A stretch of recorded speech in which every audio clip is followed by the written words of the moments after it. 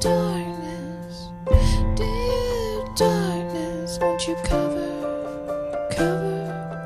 me again?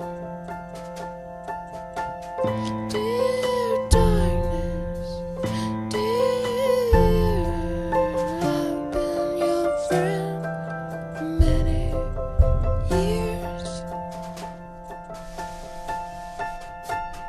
Won't you do this for me, dearest darkness, and cover me from the sound of the words typing, the words that tightening around my throat, and so now it's your time.